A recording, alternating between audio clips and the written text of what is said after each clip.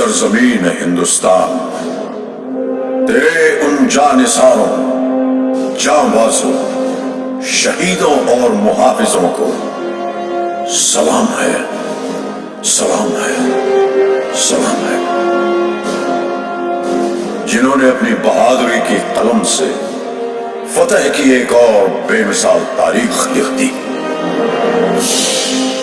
गवाह है आज भी कारगिल की वो बुलंद चोटियां, जिनको तुमने अपने लहू से सींच कर तिरंगे की आन, बान और शान को रोशन कर दिया।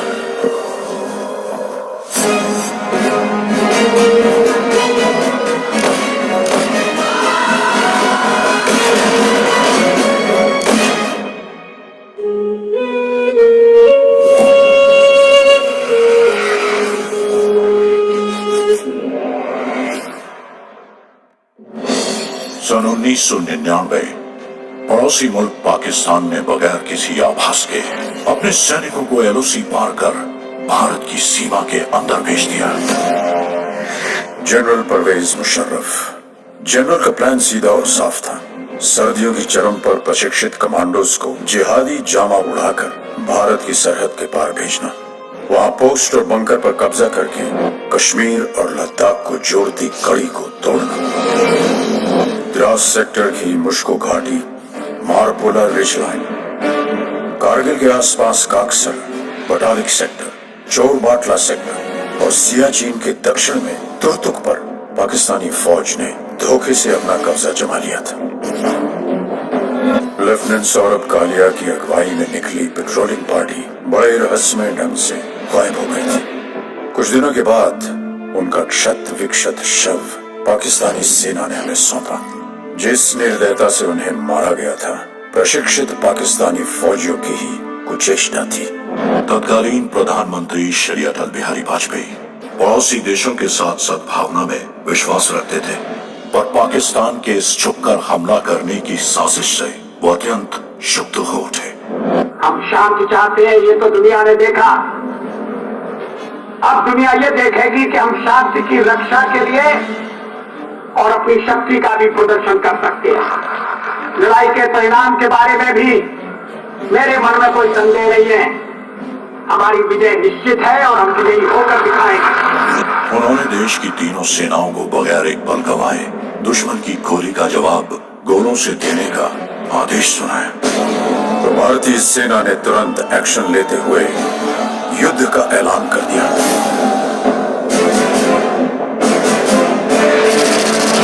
Chief of army staff general VP Malik के नेतृत्व में लड़ी गई कारगिल की जंग अपने आप में सैनिक रणनीति और साहस का एक उदाहरण है।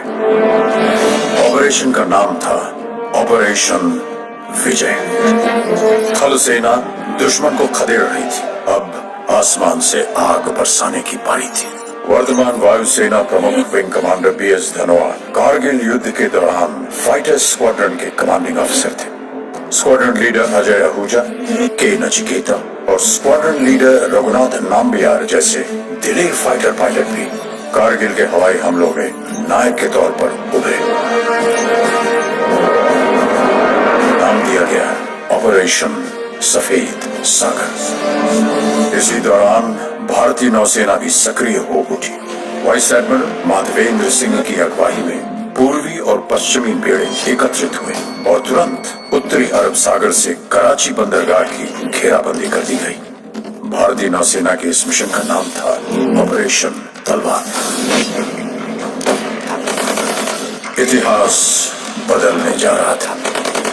वंदे मातरम, वंदे मातरम, वंदे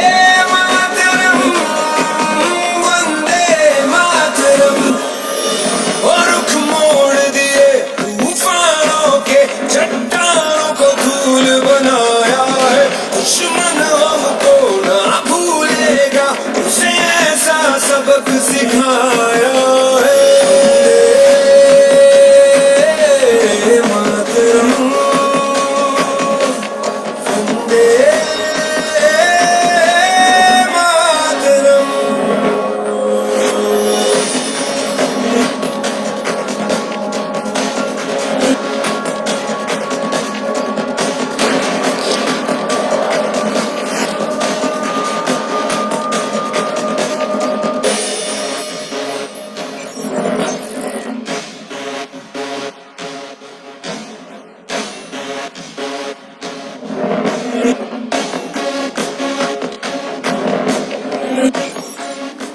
Joshi on the radio set.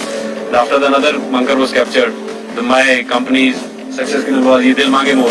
चले आंधी चले तूफान उठे बढ़ता ही रहे तू रुके नहीं जब तक है फलक जब तक है जमीन मेरा दिल ये कहे कभी झुके नहीं बस यूं ही लहराए तिरंगा बस यूं ही लहराए तिरंगा वंदे मातरम वंदे मातरम वंदे मातरम वंदे मातरम। अगर मुझे अपने खून को साबित करने से पहले मौत आ गई तो कसम से मैं मौत को ही मौत की नींद सुला दूंगा। कारगिल का ये युद्ध भले ही उच्च अधिकारियों की विस्तृत प्लानिंग और रणनीति के अनुसार लड़ा गया हो, लेकिन इसे जीतने वाले औसत 20 से 25 साल की उम्र के वो नौजवान सैनिक ही थे जो शेरों की तरह दुश्मन पे टूट पड़े। ये वो बेटे थे जिन्हें अपनी माँ के आत्मसम्मान की चिंता अपनी जान से कहीं ज्यादा थी।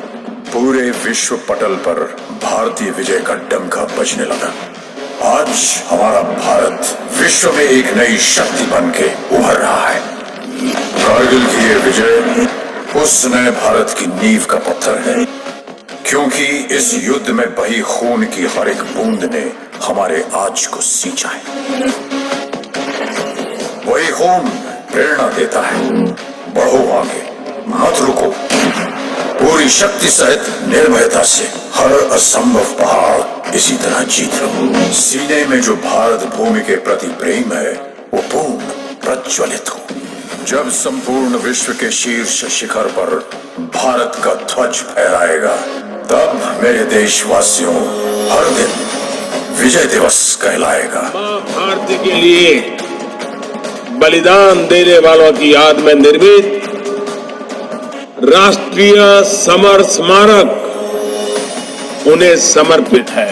देश के लिए जीवन लगा देने वाले, जिंदगी खपा देने वाले, जिए भी तो देश के लिए, मरे तो भी देश के लिए, जिए तो भी तिरंगे के लिए, मरे तो भी तिरंगा ओढ़ करके, ऐसे हर किसी को मैं आज नमन करता हूं, प्रणाम करता हूं, आपसे आह्वान करता हूं। आइए मेरे साथ बोलिए, भारत माता की, भारत माता की, भारत माता की, वंदे